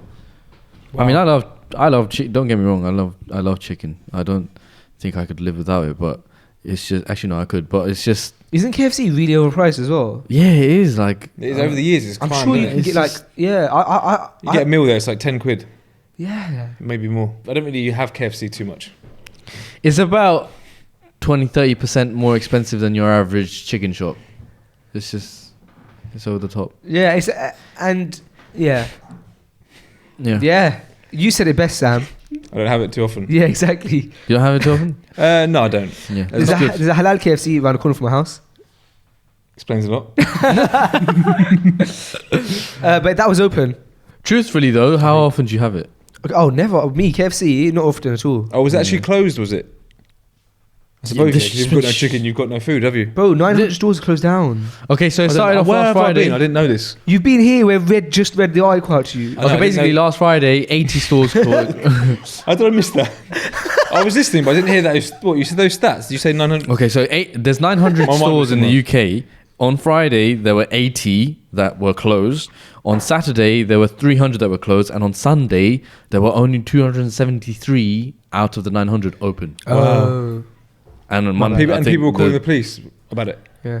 That's Yeah. crazy, isn't it? Yeah, that's nuts, isn't it? So basically, KFC, the people who deliver their chicken, the logistics company, they've switched over to DHL. Yeah, I heard you say that, yeah. Yeah. Is that why the issues come? Yeah, that's the issue. That's why the issues come. They're saying it's teething problems with our new logistics Really? company. Yeah. Why do they change? I have no idea. Might be cheaper. So DHL ruining things for them. Imagine that. Do you reckon they're going to sue them? Ooh, could be beef. Well, there's a massive loss there, isn't there? Huge loss. Massive. On to the next one. Yeah. So there is a recent threat and my own brother is affected by this right now as well, actually. So basically, university lecturers and professors are taking massive strikes because of cuts to their pensions, and so that might delay a lot of the examinations this year, and a lot of students are missing out on tuition that they've paid for over the year. And as you know, like it's more than triple what the price used to be.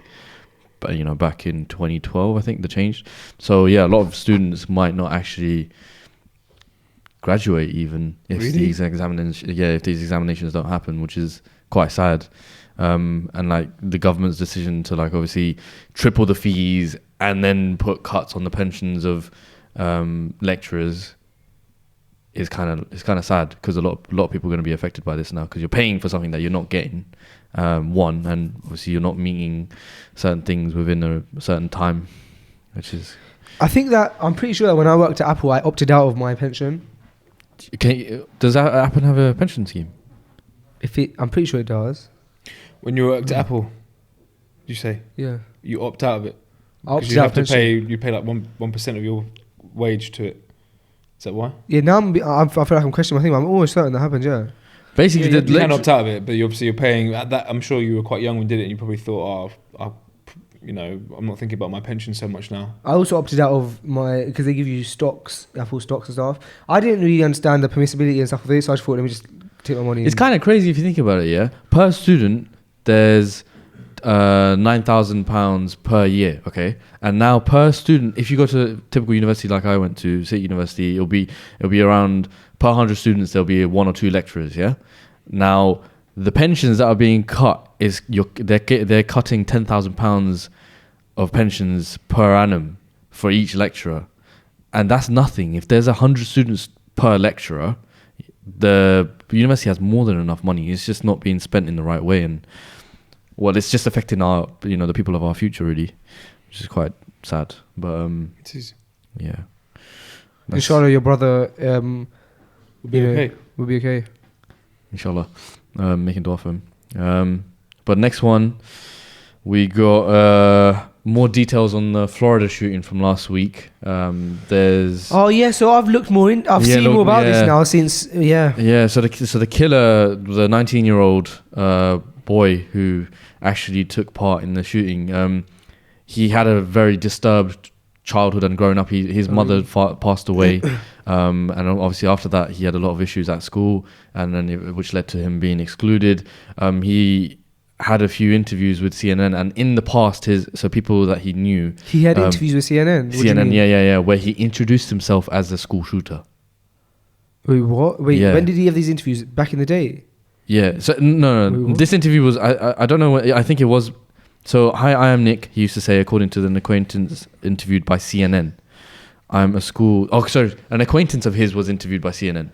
And the acquaintance, when they knew him from earlier days, said he used to introduce himself as Nick, the school shooter. That's weird. Which is quite messed up, isn't it? It's true, bro. You know what? Yeah, I'm not going to go into the politics of it. Yeah. But what I will say is this: I saw a video of his attorney, who's defending him, saying he feels really remorseful and he understands the nature of it and he's like regrets it. I was thinking, wow. Is his lawyer a psychology major though? I don't know. How does she feel about being his lawyer? I wonder. The thing with that goes deep, man. Because the thing with like prosecutioners and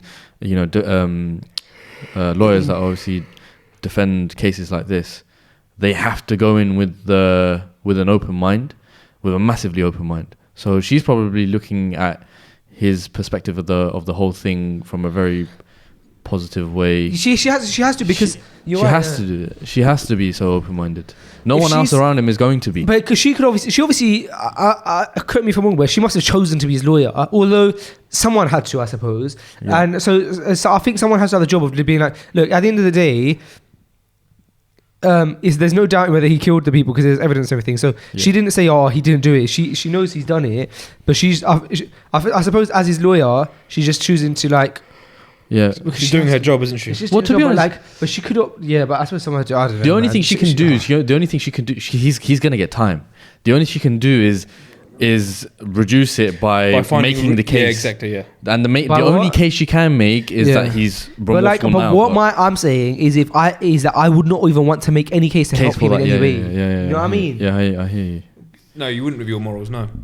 But ultimately, someone has to represent him, and I'm sure there was a process of deciding who does it, and ultimately he has the right to have an attorney.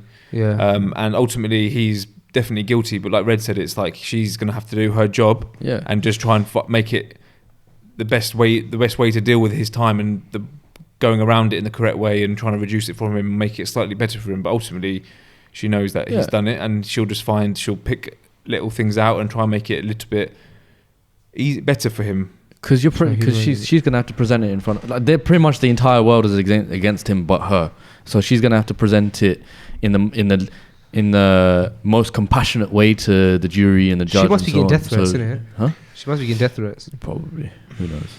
But yeah, it's a terrible situation. On top of that, I don't like talking about Trump, but this guy is he's basically now considering arming teachers in defense. So in defense of like school shootings. I'd hate to be in school knowing that my teacher had a gun. Yeah. Yeah, great. That's how to deal with gun problems. Give the teachers guns as well. Give as more well. guns, yeah. It's ridiculous. But Man, this is mad. it's mad. It is mad, mate.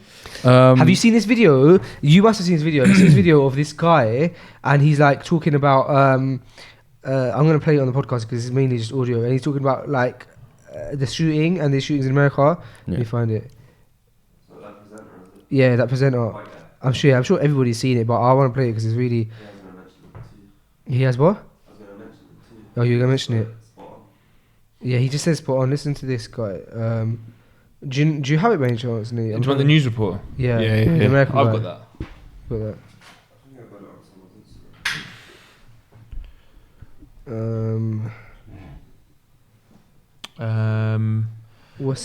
I actually put it in the Men's Spa group the other day. I can find it probably. I could probably just YouTube it, to be honest. I reckon I can find it before you. Let me Maybe. just try and find it. It's here. I've got it. I haven't, but I know it's here. So give me two. You said it here. I have got it here. Yeah, in this group. It is in this group, and here it is. Dale Hansen moves Yeah, away Chuck from White. sports this morning. He has something he wants to say about school shootings. Here is his extra point. Yeah. Another high school shooting yesterday, this one in Florida. 17 dead, the last report I saw. And everybody sends their thoughts and prayers again because that works so well. This is the 18th high school shooting in America this year, and we have 10 and a half months to go. We've had 290 since 2013. We average about one a week, but there's just nothing we can do.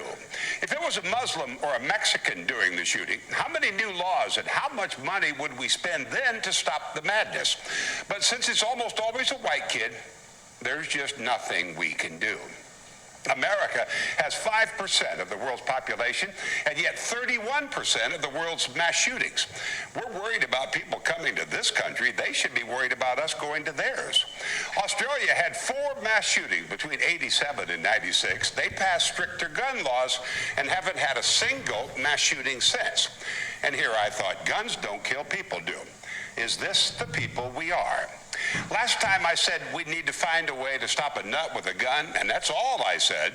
I get an email saying, I'm saving my last bullet to put it right between your eyes. Just another responsible gun owner in America, and I'm taking all bets he's a white guy.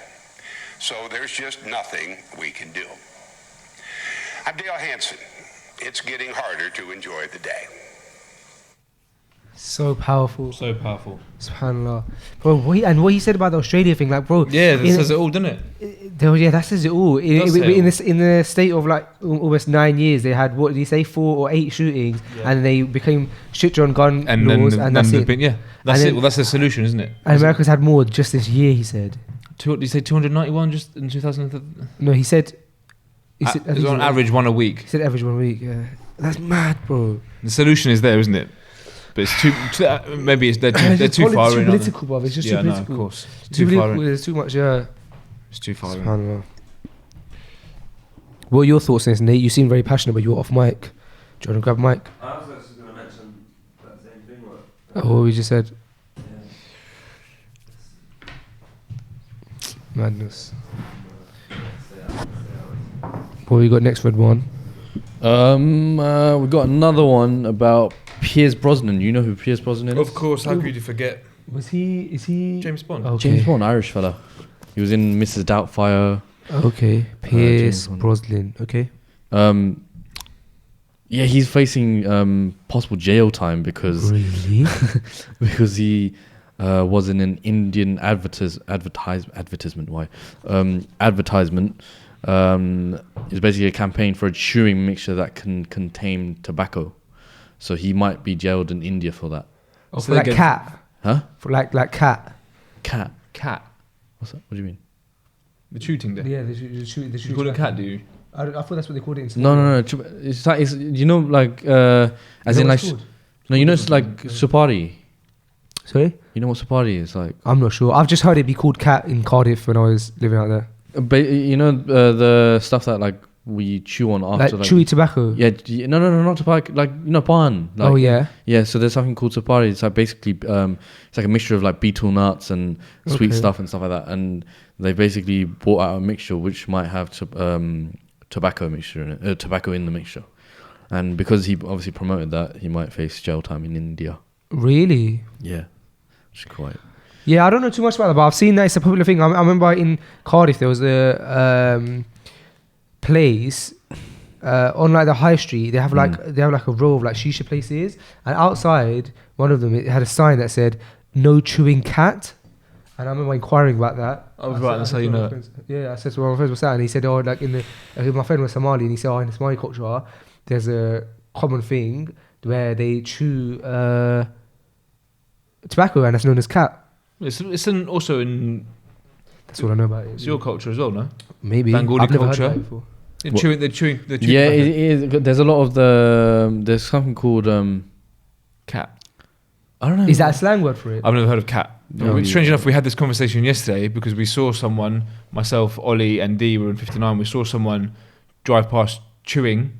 And you can tell when someone's chewing because their teeth are all red, a certain colour, and the mouth is just a certain colour. But it's actually like it's known to give you like very bad mouth cancer. It's very bad. Really? Yeah, serious. There's another thing called chun, which is basically put into like pan. Like Bengalis do it, I know Pakistanis do it. Like it's kind of common in the Asian scene. Yeah, it's like this white stuff.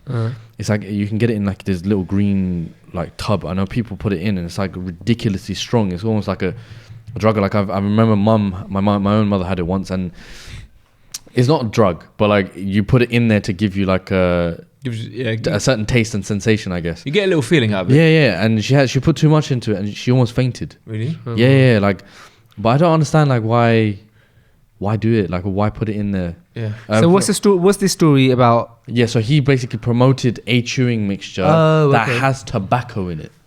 Okay, fine. In India, I swear it's all the rage in India. Everyone's doing it. How come? Why would they? Maybe it's like a low key thing then. Yeah, maybe. Nah, it's not. They have it in all the shops. When I was there, I was offered it loads of times. Really? I didn't touch it because the geezer who was driving us around doing it, and he had to stop all the time to spit. It was horrible. Yes. Oh yeah, they spit a lot. Yeah. Actually, found out the other day someone. Actually, no. I don't fall into backbiting. Anyway, someone has a tin they spit into, and the tin. But last bit of news. You know, the weekend's coming, inshallah, and inshallah. The tropical winds are bringing in some sunny and dry conditions for the weekend. So, that would be nice. You know, we got some sun to look forward to this weekend. You know weekend, what? When I got on the plane on Tuesday, it was raining and it was horrible because I got really wet. And I got off the plane in Edinburgh, and there's so much sun. It was so nice. What it did to my energy levels was incredible. Scottish. Can we hear your Scottish accent again? Go on, face. Dundee. That's horrible. Yo, thank you, Sam. But yeah, that's the end of current events, boys. That's the end of current events. What we were just talking about was the cat thing, and it reminded me of something, and then I forgot. Cats. You said cat thing? Yeah, the cat thing. Yeah. And then you talk about India and the chewing. I can't remember. Tobacco, mouth cancer. You know something I've been really using a lot recently? No. I can see why you say that because we were just talking about that. Yeah. But man, I've just been obsessed with bakhur. Yeah, I see that. It's a good thing to be obsessed with, man. Yeah, man. So a brother gifted me a few months ago a bakhur stand. Yeah.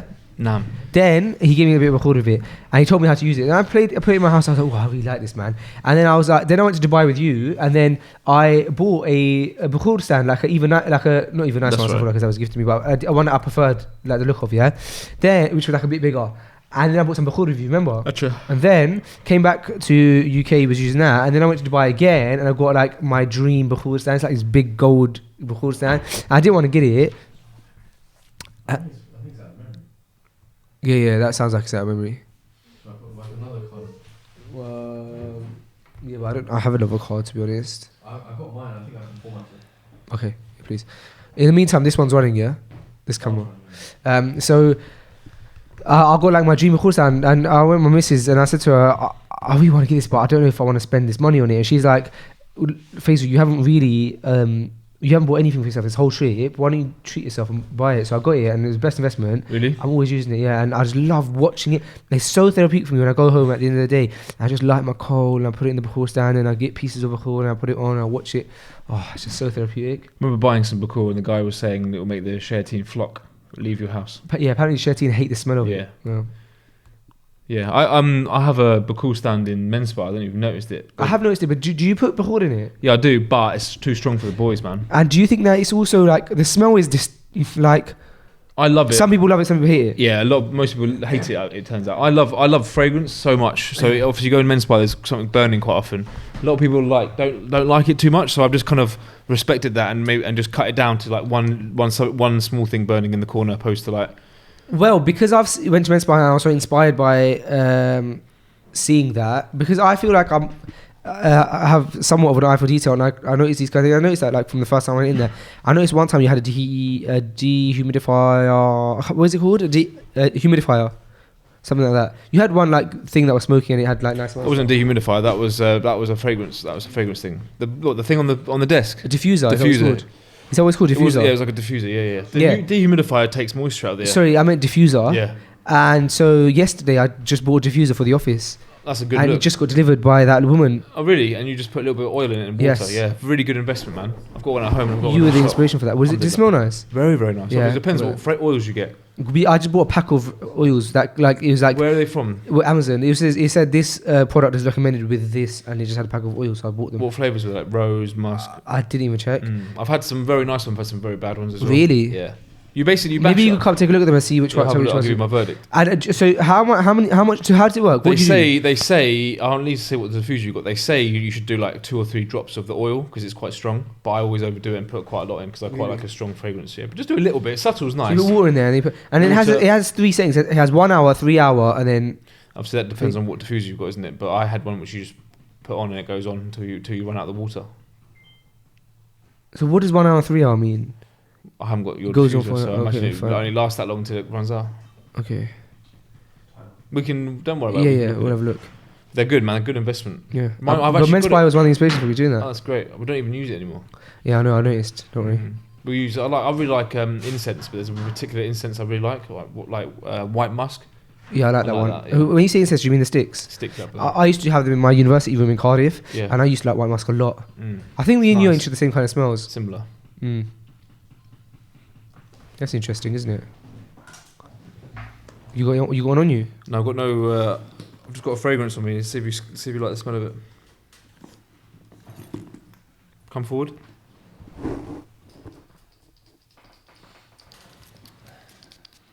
Yeah, I love that smell. That's amazing. What is that?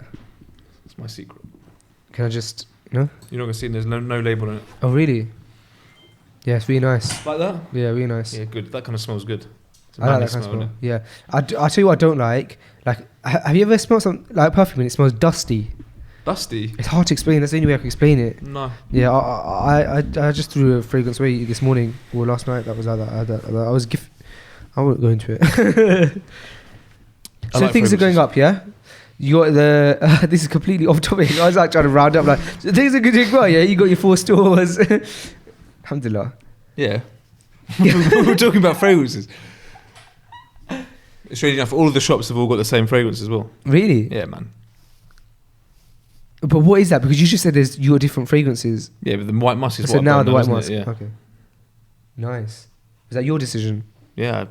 Ultimately, it's all my decision, isn't it? Yeah.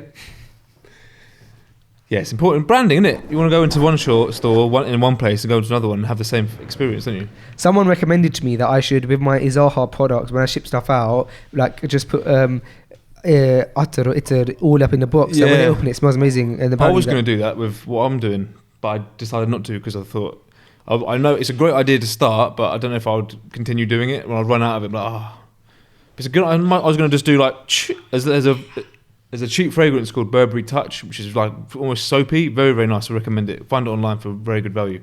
Burberry Touch, and I was gonna Burberry Touch all of them because it's quite good value, but I didn't in the end. But it's a nice little touch, isn't it? You should do that. Well, I haven't done it, so I can maybe introduce it. I also thought maybe someone might have thought that I've worn the top already. Yeah, that's the other thing. you know when you put your top on that? I spray all my clothes in fragrance. So when I put my top on, I can smell it. I'd hate someone to think that I've worn it and just put it in the box and sold it. Yeah. But I don't think anyone would think that. I think I would if I put a top on and I could smell another man's aftershave in it. Yeah, maybe people just don't like that smell of the aftershave. Yeah. Yeah, but cool things you is because there's people that I know that. What are you gonna say? You're gonna say some things are looking up. Bukhur, as I was saying. Oh, like, I'm back to the Bukhur now, yeah? Well, yeah, because some people do like it. Some things are people looking up. Because I know in my family as well, some people like it and don't. And like some people come to my house and like, Faiz is burning Bukhur again. Yeah, and I'm not, I love it. I'm not allowed it at home. Yeah, I'm starting to get like really like evil looks and stuff from people. Yeah, burning Bukhur again. Yeah, I'm not allowed. My wife walked into the house last night and she goes, "Oh, I can smell you." Yeah. My mate actually came into my house and he goes, "I can smell your house from down the road. I can smell the thing from down the road." He's actually being serious.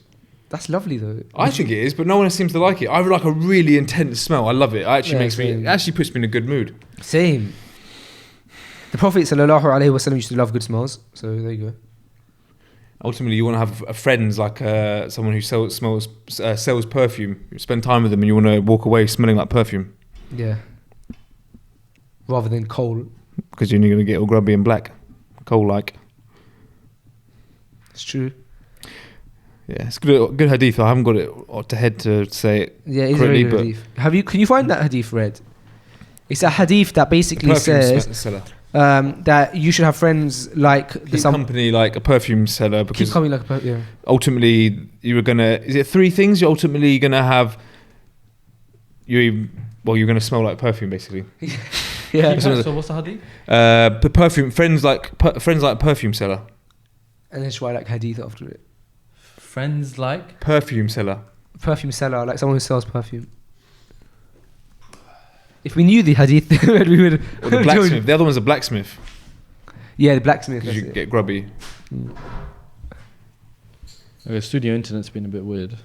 No problem. Maybe we'll bring it up next time. Yeah, we'll bring it up later. Are you okay there, Nate?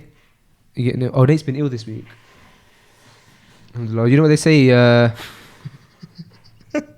Go on, keep going. Go on. Oh, that's going to give a nosebleed. The blacksmith and the perfume seller. Yeah. You got it? Let me find a reliable source. No problem. Yeah, it's interesting hadith that one, yeah. You have a friend who sells perfume? Yes. I haven't seen him in a while though. Oh, actually I did see him at an event. I saw him at an event. Did you? Yeah, so... Haroon? I was at an event, a Palestine event. Yeah. About a few weeks ago, and I was like, "Oh, a familiar face," and he was like, "Yo," I was like, "Yo." Well, we said salam to each other, and he had yo. No, we said salam. Yeah. And he had a perfume store at the event. That's right. I was like, "That's awesome." Hayati Essence. Yeah, yeah. Hayati Essence. Would you like me to read it? Yes. Yes, please. All right. So the blacksmith and the perfume seller. On authority of Abu Musa al-Ash'ari, the Prophet ﷺ said, "The likeness of a righteous friend and an evil friend is the likeness of a musk perfume seller and a blacksmith. As for the perfume seller, he may either bestow something on you, or you may purchase something from him, or you may benefit from his sweet smell. And as for the blacksmith, he may either burn your clothes, or you may be exposed to his awful smell." Yeah, it's a good hadith. That's quite... Really good analogy. Huh? It is, yeah, very good, yeah. Would you say that when you spend time with me, you feel like you've visited a perfume seller? Are you a blacksmith? What does the blacksmith do? He burns your clothes, or he may expose... Oh, right, as in like in real life. Or is it actual... I can't remember. Wait. If you are a blacksmith, no offence. I'm not one. No, I'm not you. In general, I'm talking to you. I know you're not. Sam, you know me. You're a vlogger. Doesn't the blacksmith like forge weapons or something? Yeah. Makes like swords and stuff. Yeah. Sorry.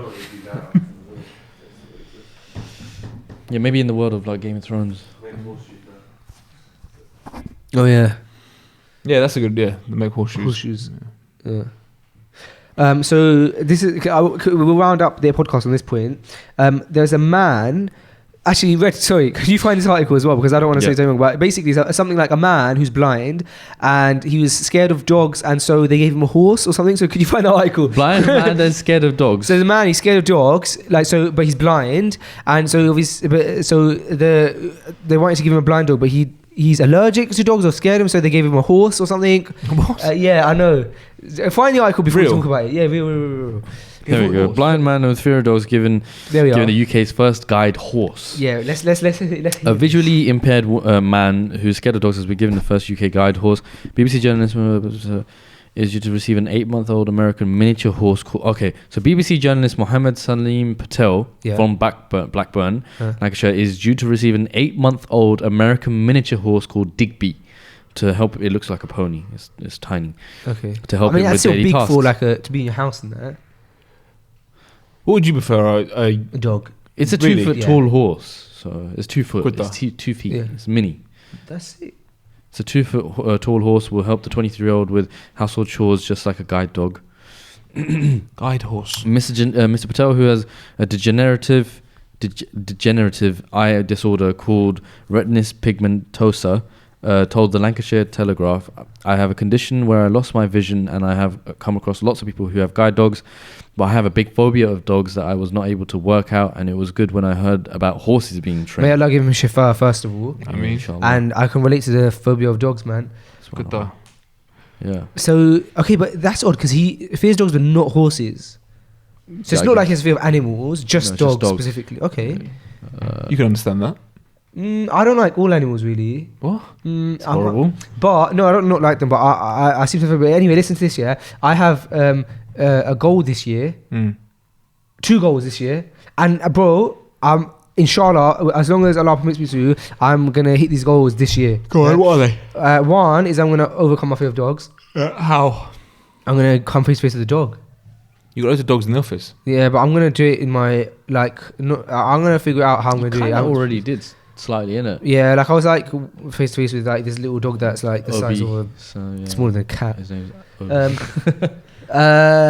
that's one, yeah. And then secondly, I don't have a phobia of water, but I'm not a great swimmer, as you know. I'm gonna get good at swimming and completely feel comfortable in water, inshallah. They're my 2 goals. Inshallah.